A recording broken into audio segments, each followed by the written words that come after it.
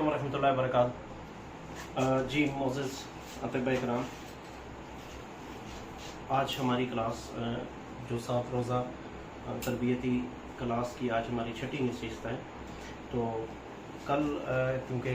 बिला तमहीज़ आज हम वहीं से स्टार्ट करते हैं जहाँ से कल हमने ख़त्म किया था। आज वो डिस्कनेक्ट हो गया था थोड़ा सा सिलसिला हमारा। तो GFR हम उसकी स्टेजेस पढ़ रहे थे कि कैसे हमें पता चलेगा गुर्दे की कारकर्दगी जांचने वाला जो टेस्ट है एस्टिमेटेड GFR जो है वो कितना होगा, तो हम उससे अंदाज़ा लगा सकते हैं कि गुर्दे कितना काम कर रहे हैं या कितने फ़ीसद जो है वो काम कर रहे हैं। उसके लिए हमने GFR को जो है वो थोड़ा सा डिस्कस किया था कि अगर उस GFR की रीडिंग 90 या 90 से ऊपर आ रही है, 90 प्लस आ रही है, तो इसका मतलब है कि गुर्दे जो है वो 100% फंक्शनल है और एक नॉर्मल जो है वो उसकी जो फेलियत है उसमें कोई मसला नहीं है और गुर्दे मुकम्मल तौर पर जो है वो नॉर्मल काम कर रहे हैं। ठीक है जी। उसके बाद हमने उसका दूसरी स्टेज देखी थी कि अगर 60 से 90 तक होती है उसकी रीडिंग, 90 से कम हो के तो 60 के दरमियान है, 60 to 90 GFR अगर आता है तो वो हमने जो है देखना है। दूसरी स्टेज ये वाली हमारे पास आएगी। इसमें जो है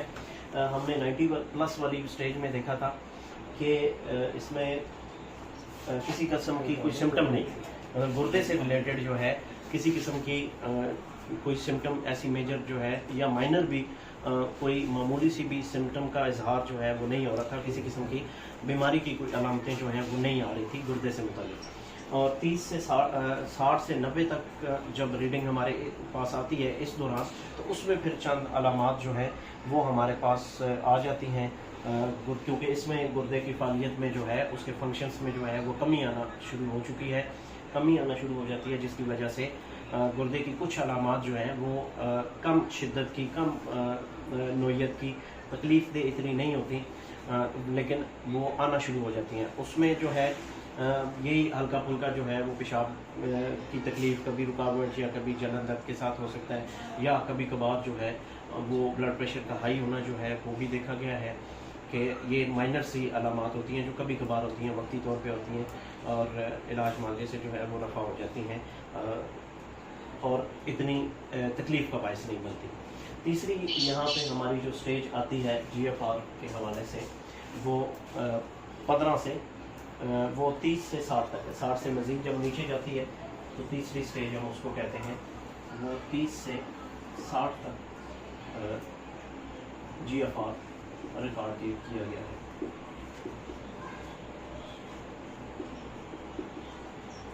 अगर 30 से 60 तक आता है तो हम इसको स्टेज 3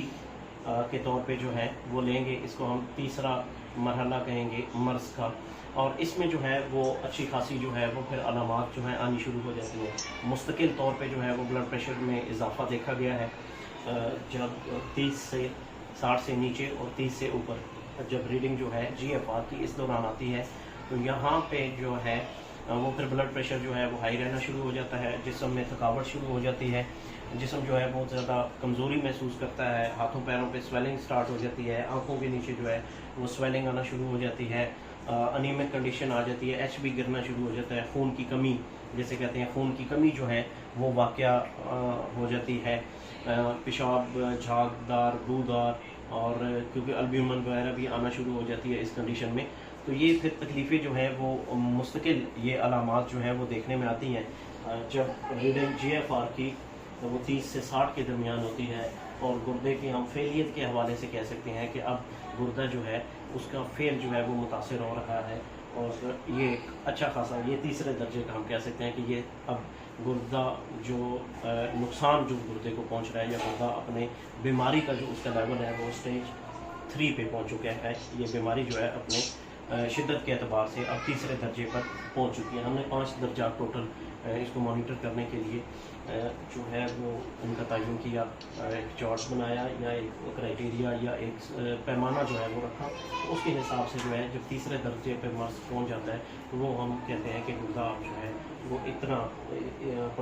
इतनी लेवल में जो है वो काम कर रहा है, उसको इतना नुकसान अब पहुँचना शुरू हो गया है या उसका फेल जो है इतना कम हो गया है। अच्छा, इसके बाद जब फोर्थ स्टेज पे हम आते हैं तो उसमें जो है वो 30 से मज़ीद नीचे गिर के तो 15 तक आ जाते हैं। फोर्थ स्टेज में जो है वो GFR की रीडिंग हमारे पास जो है वो 15 से 30 तक आती है। ठीक है, तो ये जब इस यहाँ तक आ जाता है तो गुर्दे अमूमन जो है वो 70 से 85% तक हम उन्हें कह सकते हैं कि वो डेड हो चुके हैं या ख़राब हो चुके हैं। सॉरी, डेड नहीं, ख़राब हो चुके हैं और इनका फंक्शन जो है वो इतना फ़ीसद या कम हो गया है। ये भी कह सकते हैं कि अगर गुर्दा या 100% फंक्शनल था तो फोर्थ स्टेज पे पहुँचते पहुँचे जो है वो तकरीबन 70 से 85% तक जो है वो नकारा हो चुका है, ख़राब हो चुका है, या उसने काम करना छोड़ दिया है या काम करना कम कर दिया है। ठीक है जी, तो ये यहाँ पे जो है वो फिर तकलीफ़ें मज़ीद जितनी भी अलामात आ रही होती हैं उनमें मज़ीद शिद्दत जो है वो आ जाती है। शदीद थकन होगी, शदीद किस्म की मतली होगी, ब्लड प्रेशर जो है वो इंतहाई और मुस्तकिल जो है वो हाई रहना शुरू हो जाएगा। इसके अलावा जब HB कम होता है, यहाँ पे HB और मज़ीद कम हो जाएगा। HB जब गिरेगा तो जिस्म पे खारिश वगैरह शुरू हो जाएगी। ये भी एक बहुत बड़ी अलामत है कि गुर्दे अब जो है वो इंतहाई कम अपना फेल कर चुके हैं। उनकी फैलियत जो है वो बहुत कम रह गई है। उस वक्त उस कंडीशन में जो है वो, क्योंकि खून बनाने वाले जो हार्मोन है वो भी यहाँ से पैदा होता है, जिसमें खून के बनने में भी जो मामूल होता है उसकी पैदावार भी कम हो जाती है, तो HB कम बनता है और उसकी वजह से अनीमिक मरीज़ जो है वो अनीमिया का शिकार होता है, खून की कमी का शिकार होता है, जिसकी वजह से स्किन ड्राई होके तो स्किन पे जो है वो खारिश भी शुरू हो जाती है। इसके अलावा जब ये चीज़ें इतने इंतहाई जिस्म में इनकी कमी हो जाती है, रतूबत की कमी हो जाती है, पानी की कमी हो जाती है, बहुत ज़्यादा डिहाइड्रेशन हो जाती है, तो इन की वजह से जो है फिर नींद पे बहुत ज़्यादा खलल पड़ता है, नींद बहुत कम हो जाती है। ये भी बहुत बड़ी अलामत आती है कि जब गुर्दा यहाँ तक पहुँच जाता है तो फिर मरीज़ की नींद भी जो है वो कम हो जाती है। दर्दें तकलीफ़ें फिर वो गोश्त से उजलात से बढ़ के जो है वो हड्डियाँ तक पहुँच जाती हैं और मरीज़ की हड्डियाँ भी जो है वो भी दुखना शुरू हो जाती हैं, हड्डियाँ कमज़ोर हो जाती हैं, हड्डियाँ दर्द करना शुरू कर देती हैं। ठीक है जी, इस कंडीशन में एलो की तरफ जब आप जाते हैं तो 15 से 30 तक जब GFR आता है तो साथ साथ जो है जब GFR यहाँ तक आ गया है कि 70 से 85% तक जो है वो गुर्दे काम नहीं कर रहे, गुर्दों ने काम करना छोड़ दिया है, तो जितने भी फिर वो फासिद मादे हैं, जो यूरिया है, क्रेटिनाइन है, ऑक्सीलेट्स हैं, क्रेटिनाइन है, जो जिस्म से इसने निकालने थे, जब उनकी एक्सक्रीशन नहीं होती और दोबारा वो रीअब्जॉर्ब होते हैं ब्लड में, तो फिर उनका लेवल ब्लड में जो है वो ज़्यादा हाई हो जाता है। जब गुर्दा यहाँ पे पहुँच गया तो यूरिया बढ़ा हुआ मिलेगा आपको। RFT जब आप टेस्ट करवाएंगे तो यूरिया बढ़ा हुआ होगा, क्रेटिनाइन बहुत ज़्यादा बढ़ा हुआ मिलेगा। इसके अलावा यूरिक एसिड जो है वो आपको बढ़ा हुआ मिलेगा। ब्लड यूरिया, नाइट्रोजन जो है ये आपको बहुत ज़्यादा बढ़ा हुआ मिलेगा। ये चीज़ें बढ़ी हुई मिलेगी। जो GFR कम होता जाएगा, गुर्दे का फेल कम होता जाएगा, गुर्दा जिन चीज़ों को उसने निकालना है जिस्म से वो फिल्टर करके नहीं निकाल पाएगा, तो उस कंडीशन में जो है वो सारी चीज़ें जो है वो ब्लड में दोबारा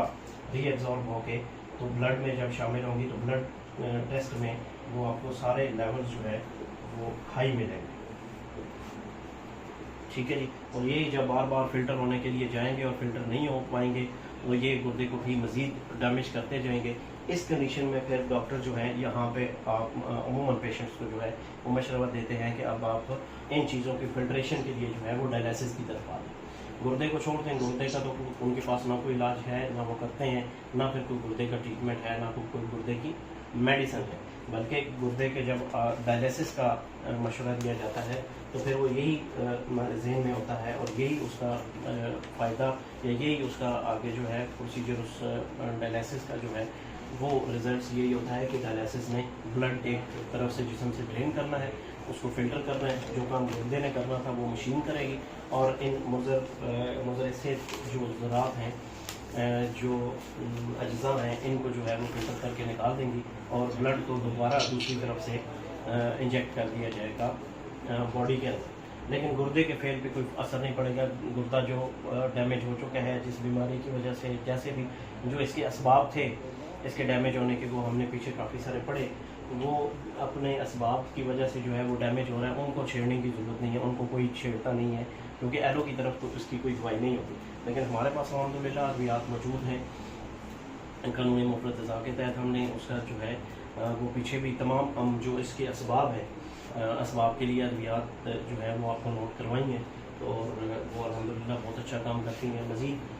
जो है वो हम जब डायलिसिस पे हमको डिस्कस करते हैं तो उसमें मज़ीद जो है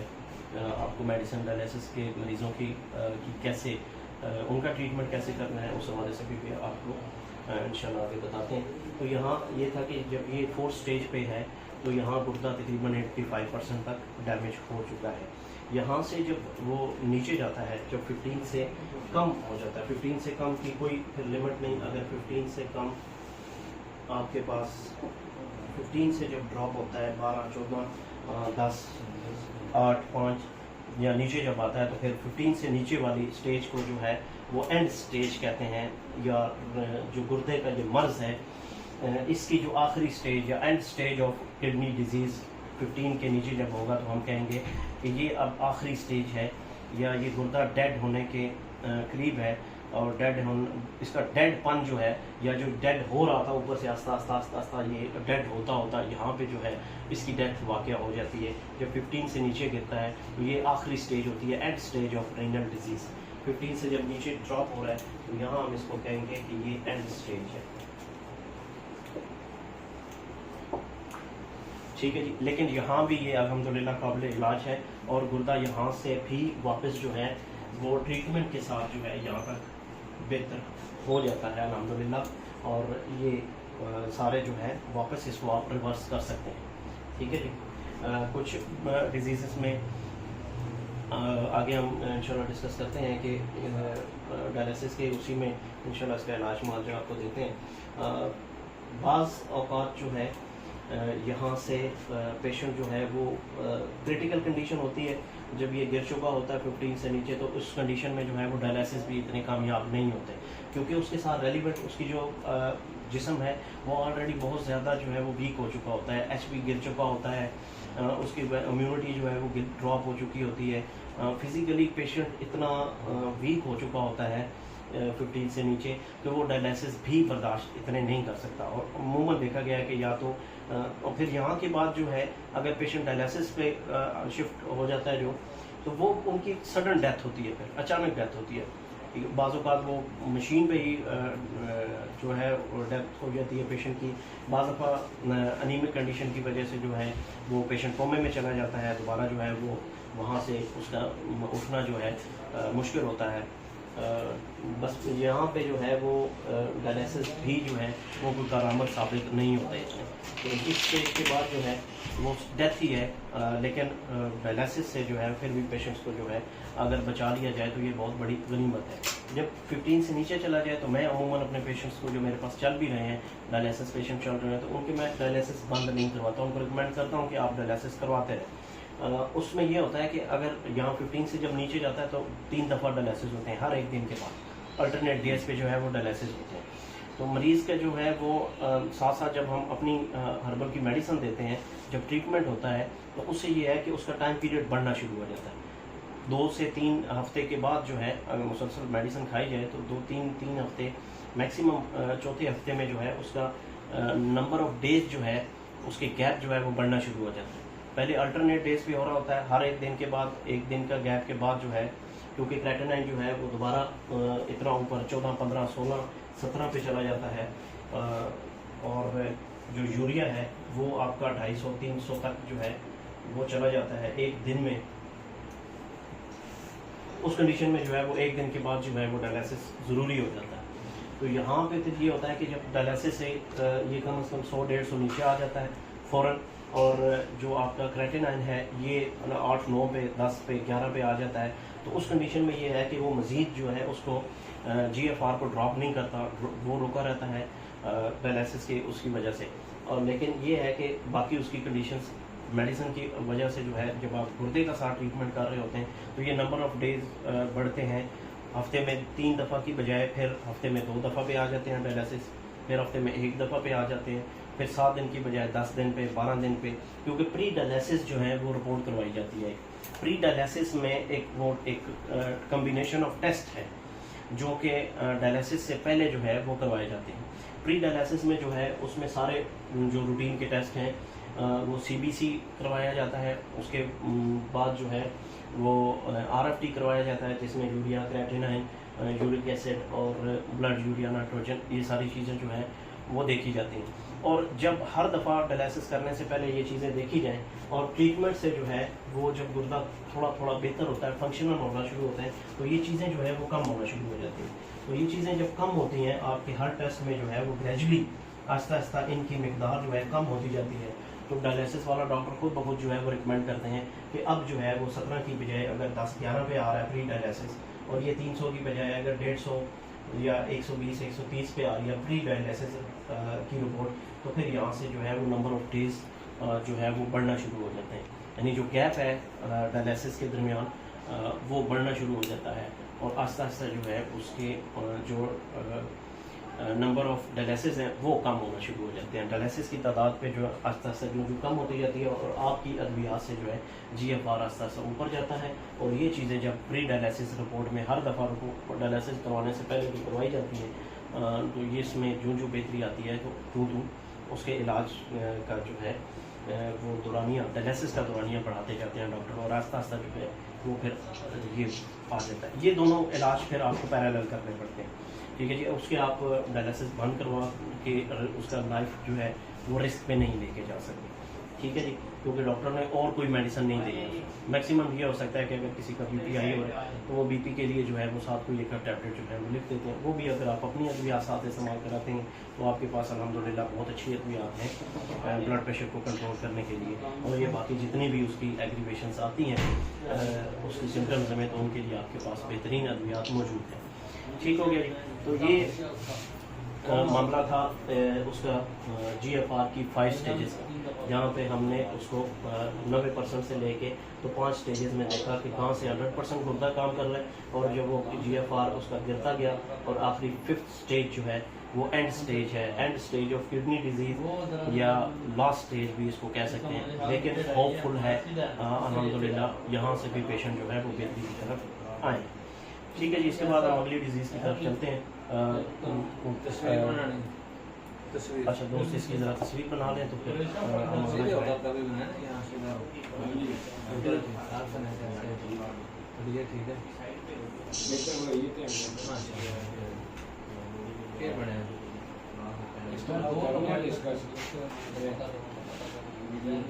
यार कौन है मैं क्या मैं थोड़ा पेशेंट ही नहीं पा थोड़ा रास्ता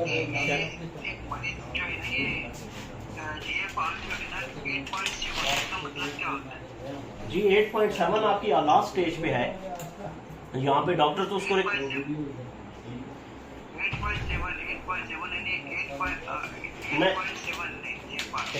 मेरा टेबल थे ना इस तरह, और जो पैड है तो छोटियाँ 2-3 पर्चियाँ पई होने में से। अच्छा 8.7 जो है वो आप उसका mg पर डेसीलीटर है या मिलीमोल पर लीटर है, इसके क्योंकि दो पैमाने हैं इसको रिपोर्ट करने के। मैं दोनों जो है आपके सामने ज़रा लिख देता हूँ।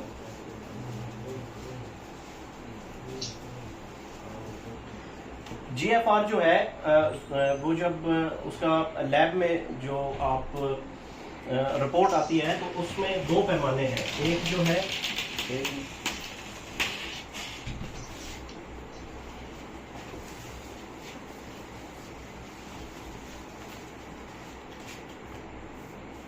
जो है वो UK स्टैंडर्ड है, जिसको ब्रिटिश जो है वो स्केलिंग सिस्टम कहते हैं, ठीक है जी। उसमें जो है वो MMOL पर लीटर, ये उसका पैमाना है। मिलीमोल पर लीटर के हिसाब से जो है उसमें पैमाइश की जाती है।